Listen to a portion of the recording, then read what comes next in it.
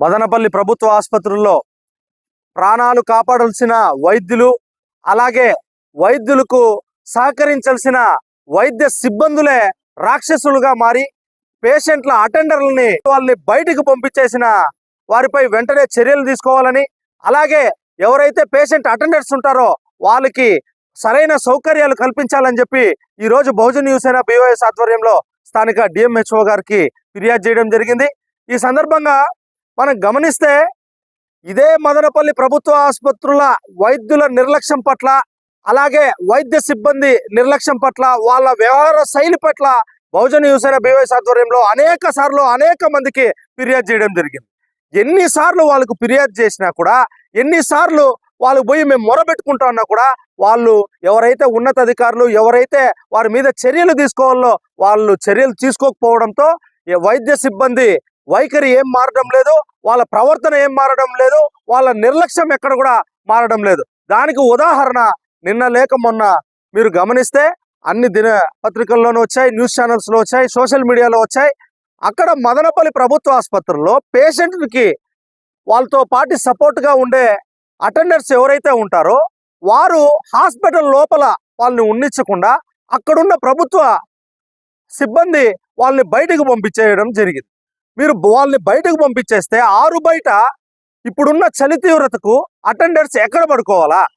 వాళ్ళు కనీసం పేషెంట్కి ఏమైనా ఎమర్జెన్సీ సమయంలో అర్ధరాత్రి పూట వాళ్ళని ఎవరైనా బాత్రూమ్ పిలుచుకొని పోవాలన్నా, లేకపోతే వాళ్ళకి ఏదైనా హెచ్చు తక్కువైనా కూడా వాళ్ళని చూసుకోవాలంటే పేషెంట్ పక్కన అటెండర్ లేకపోతే వాళ్ళని మీరు పేషెంట్ని కాపాడతారు అంటే పేషెంట్ పక్కన ఒక అటెండర్ కూడా ఉండకూడదా? ఓకే, మీకు అక్కడ అడ్డంగా ఉందంటే పేషెంట్ అటెండర్స్కి సపరేట్ ఏదైనా ఒక హాల్ ఏర్పాటు చేయండి. హాల్ ఏర్పాటు చేసి వాళ్ళకి సౌకర్యాలు కల్పించాల్సింది పోయింది.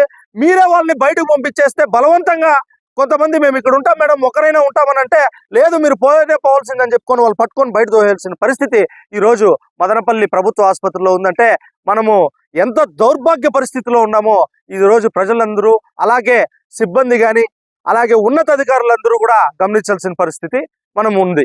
మీకు ఈ సందర్భంగా ఉన్నతాధికారుల గారికి కానీ, కలెక్టర్ గారికి కానీ, DMHO గారికి కానీ మేము ఒకటే మొరబెట్టుకుంటున్నాం. అయ్యా, మదనపల్లి ప్రభుత్వ ఆసుపత్రిలో ఇంత నిర్లక్ష్యంగా వ్యవహరిస్తున్నారు, ఇంత దౌర్భాగ్యమైన పరిస్థితి ఉందని చెప్పి మీకు తెలీదా? మీకు తెలియకపోయినా కూడా మా సంఘాల వాళ్ళ ద్వారానో ప్రజల ద్వారానో మీకు విన్నతులు, మీకు కంప్లైంట్స్ వస్తూనే ఉన్నాయి కదా. మరి ఎందుకు మీరు ఒక్క అధికారి పైన కానీ ఒక్క సిబ్బంది పైన కూడా మీరు ఎందుకు చర్యలు తీసుకోవడం లేదు? అంటే మీ సిబ్బందిని మీరే కాపాడుకుంటున్నారా?